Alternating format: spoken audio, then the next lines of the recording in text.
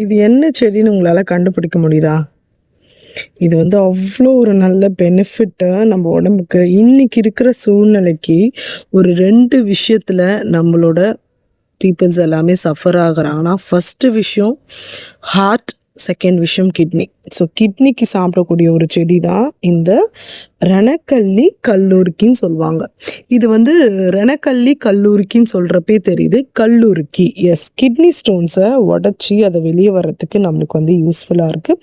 ரணக்கல்லி அப்படின்ற இன்னொரு பேர் இருக்குது. இந்த ரணக்கல்லி எதுக்குன்னா ரணத்தை ஆற்றும். இதை வந்து நம்ம வந்து அப்படியே பச்சையாக மென்று சாப்பிடலாம். இல்லையா, இதை வந்து நம்ம வந்து துவையல் மாதிரி செஞ்சு சாப்பிட்லாம். ஸோ நாங்கள் அடிக்கடி இதில் வந்து துவையல் செஞ்சு சாப்பிடுவோம். இதை க்ளோஸாக பாருங்கள், இது எப்படி இருக்குன்ட்டு.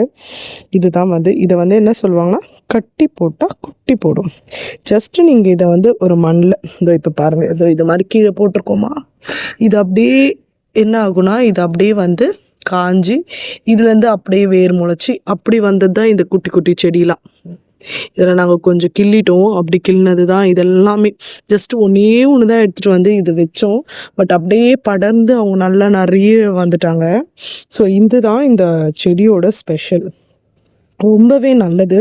கிட்னி ஸ்டோன் இருக்குன்னு எவ்வளோ வைத்தியம் பண்ணுறோம். இதை ஜஸ்ட்டு காலையில் வெறும் வயிற்றில் போட்டு ஒரு எடுத்து போட்டு மென்று சாப்பிட்டுட்டாலே போதும். இதில் ஒரு புளிப்பு சுவை இருக்கும், அவ்வளோதானே தவிர மற்றபடி இது ரொம்பவே நல்லது. உங்களுக்கு இதை பற்றி இன்னும் நிறைய தெரியும் அப்படின்னா கமெண்ட் பண்ணுங்கள்.